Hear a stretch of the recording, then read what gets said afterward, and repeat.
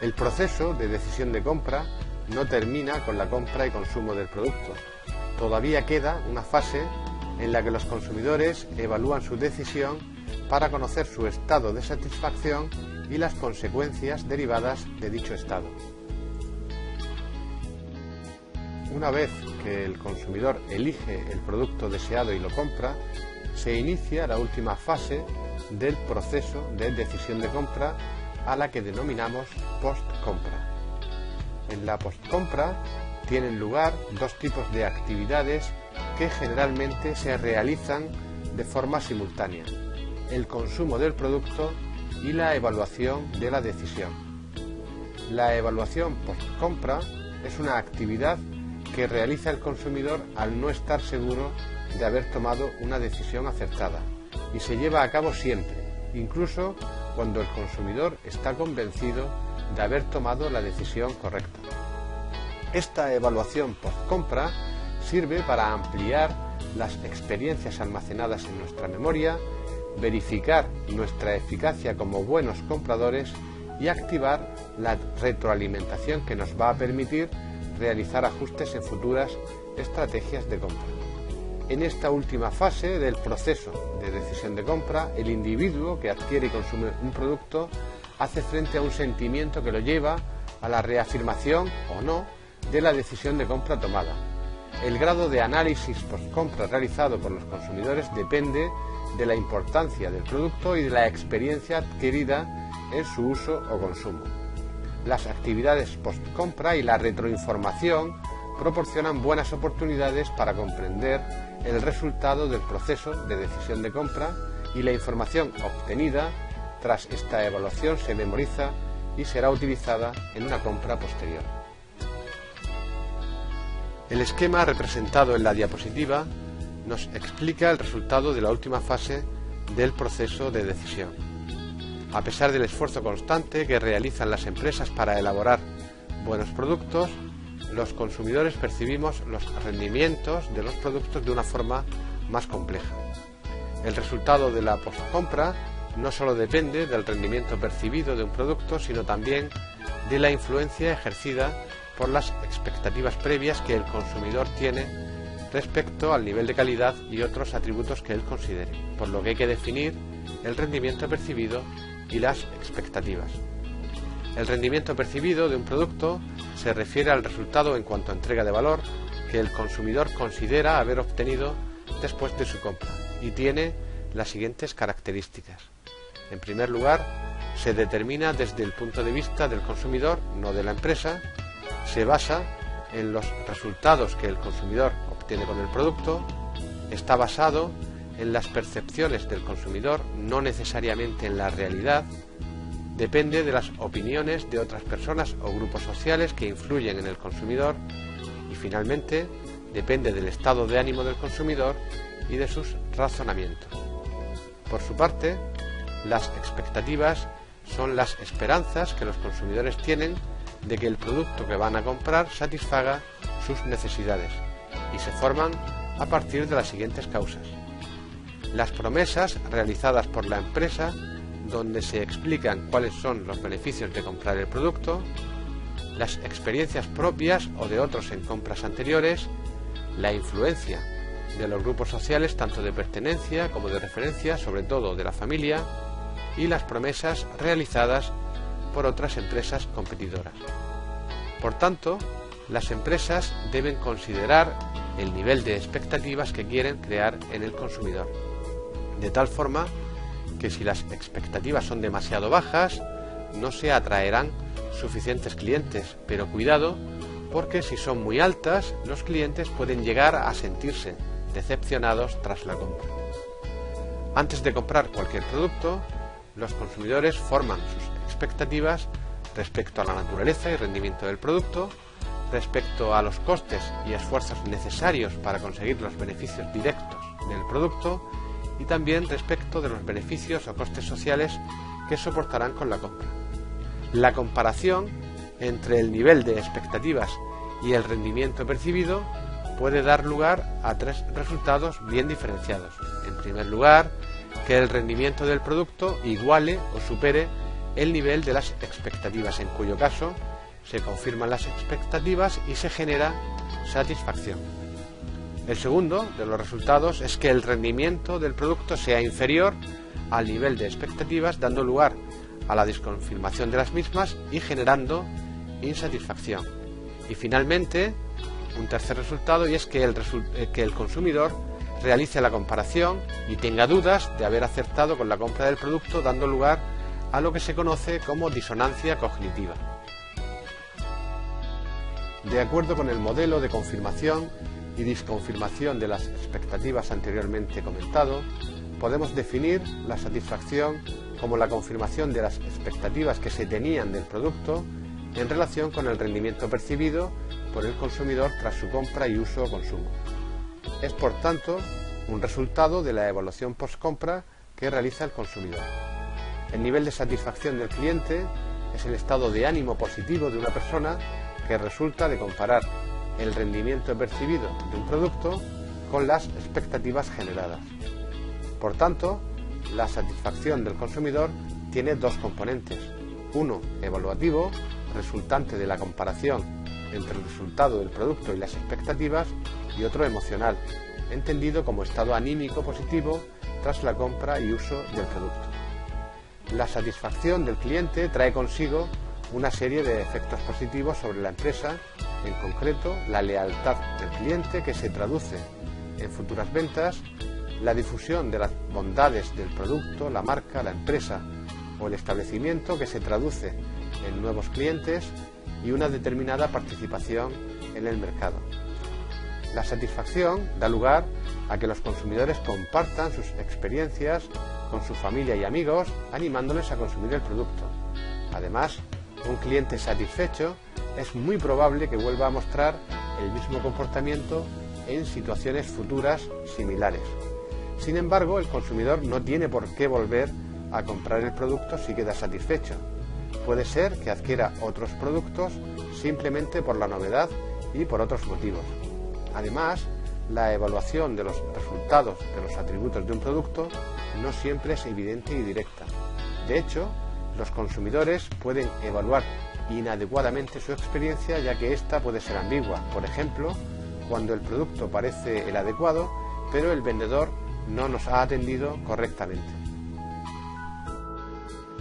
Cuando el rendimiento del producto es inferior a las expectativas previas del consumidor, tiene lugar la insatisfacción. Por lo tanto, la insatisfacción del cliente es el estado de ánimo negativo de una persona que resulta de comparar el rendimiento percibido de un producto con las expectativas generadas. La insatisfacción implica comportamientos negativos o no favorecedores hacia la empresa y sus productos. Y como se puede observar en la diapositiva, un consumidor insatisfecho puede tomar dos decisiones: actuar y no actuar. El consumidor que decide no actuar lo hace por tres motivos fundamentales: por la posición dominante de la empresa en el mercado, por la falta de otras alternativas que puedan satisfacer su demanda y por la falta de información o conocimiento. Por lo que los consumidores que deciden no actuar presentan cuatro perfiles de comportamiento: individuos con un comportamiento racional, que no presentan quejas o reclamaciones porque consideran que el tiempo y el esfuerzo necesarios son demasiado elevados frente a los resultados esperados; individuos irresolutos o de respuesta ambigua, que no tienen determinación a mostrar un comportamiento de queja o reclamación a pesar de desear realizarlo. También hay individuos derrotistas, que piensan que quejarse no merece la pena, y esto puede suceder cuando la empresa tiene una fuerte posición dominante o cuando hay un importante lapso temporal entre la compra y el consumo o uso del producto, entre otras razones.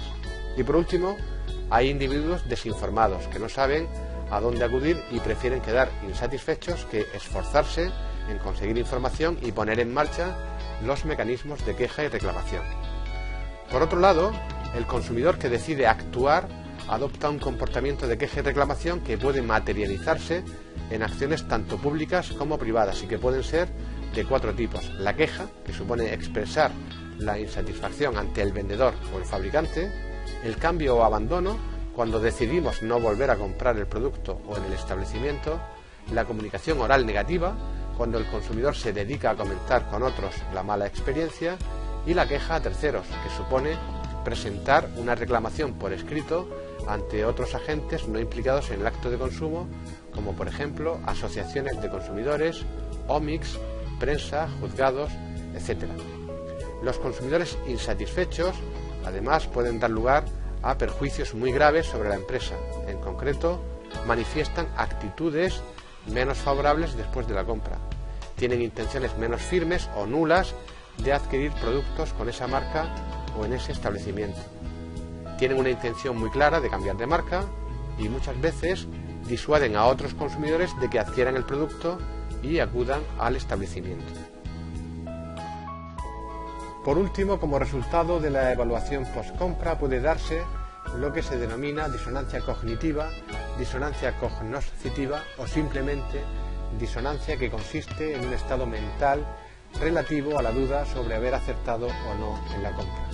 La disonancia cognitiva representa un estado de tensión psicológicamente incómodo siguiente al acto de elección entre una serie de alternativas, cada una de las cuales con un conjunto de atributos deseables. Cuanto más disonancia tenga el consumidor sobre su decisión, más probabilidad habrá de que finalmente sienta insatisfacción, y de ahí la tendencia a eliminar la disonancia. Se trata pues de un estado transitorio o temporal. Por ello, cuando el consumidor consigue reducir la disonancia, se siente más satisfecho y, por el contrario, no poder disiparla le conduce a la insatisfacción. Por otra parte, no podemos confundir la disonancia cognitiva con la insatisfacción postcompra, ya que se trata, como hemos visto, de dos conceptos diferentes. La primera se refiere a la duda de haber tomado una decisión de compra adecuada, mientras que la insatisfacción supone la disconfirmación negativa de las expectativas previas del consumidor.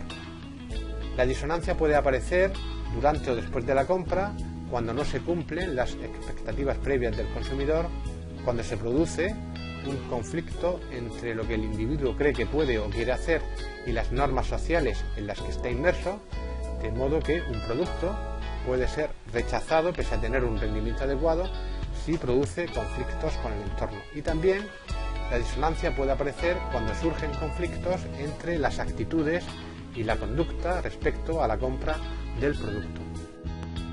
Un resumen de diversos estudios nos indica que la disonancia es mayor cuando se dan una serie de circunstancias en determinadas situaciones.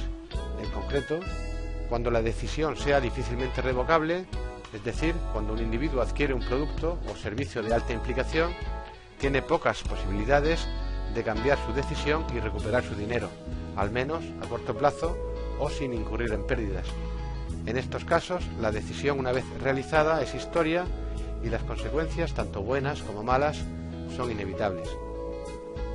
Cuando la alternativa elegida tenga aspectos negativos importantes, es decir, cuando el consumidor nota que la elección realizada presenta grandes inconvenientes, suele tener dudas de lo acertado de su decisión.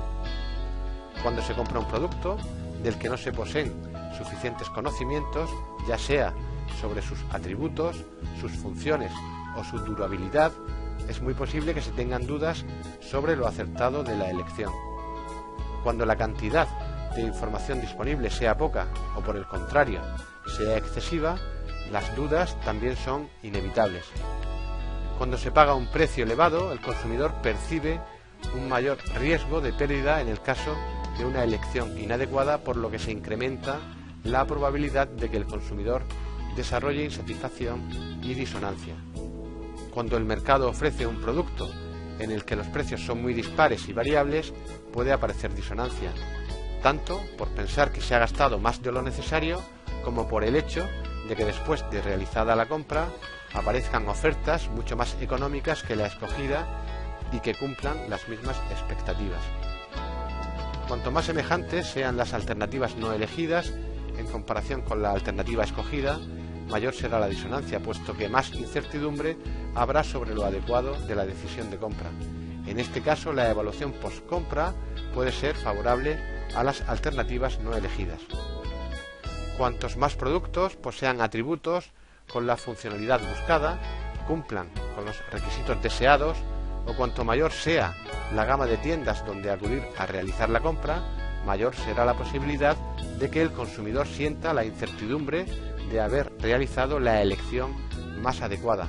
En definitiva, conforme sea mayor el número de alternativas posibles y factibles para escoger, mayor podrá ser la disonancia después de la elección, puesto que hay que renunciar a muchas opciones atractivas para quedarse con una sola.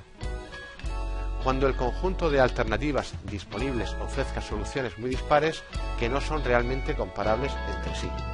Esto ocurre en aquellas situaciones donde una misma necesidad puede satisfacerse con elecciones muy diferentes. Como ya sabemos, cuanto mayor sea la implicación con el producto, mayor será la disonancia. Cuando alguien del círculo de confianza del consumidor, sea un familiar, amigo, persona de confianza o experto en la materia, manifiesten dudas sobre la compra, aumentará la disonancia respecto a la alternativa elegida. También puede haber disonancia si el proveedor o vendedor del producto no comunica información relevante que pueda ayudar a realizar una elección adecuada. También si el consumidor se siente presionado al realizar una compra, ya sea por la urgencia o por la actividad del vendedor. La duda en este caso sobre haber acertado puede ser bastante grande. De hecho, los vendedores pueden convencer a muchos clientes con argumentos que, al ser procesados por el individuo, sean disonantes con sus creencias previas. Y finalmente, cuando el consumidor compra de forma compulsiva, la disonancia es inevitable. Hay que indicar que si ocurre algo que pueda hacer parecer irracional al consumidor, éste modificará sus creencias para hacerlas coherentes de nuevo. De ahí que la disonancia cognitiva sea una de las principales razones por las que una persona puede modificar sus creencias, ya que no desea parecer estúpido ante nadie, ni tampoco ante sí mismo.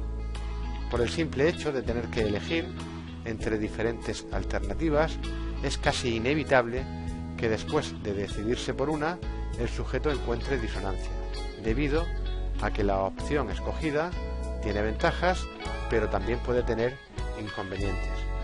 Esta disonancia suele ocurrir, como ya hemos explicado, en muchas situaciones, por lo que el consumidor emprenderá una serie de acciones o estrategias para reducirla. Entre las estrategias que desarrollan los consumidores para reducir la disonancia cognitiva, pueden destacarse las que aparecen en la diapositiva. En primer lugar, basar la elección en atributos tangibles con el objetivo de incrementar la seguridad en la elección y, por tanto, hacerla lo menos disonante posible. En segundo lugar, cambiar la evaluación del producto mejorando la misma o dando menos importancia a las alternativas no elegidas. En este caso, el consumidor se autoconvencerá de que ha elegido la alternativa más adecuada. En tercer lugar, buscar más información. En este caso, si como consecuencia de la disonancia experimentada el individuo encuentra información que avala su decisión, la disonancia se transformará en satisfacción. Mientras que si la búsqueda de información le proporciona evidencias de que se ha equivocado, el resultado será la insatisfacción. En cuarto lugar, el cambio de actitudes. El consumidor puede modificar sus actitudes para hacerlas concordantes con su decisión.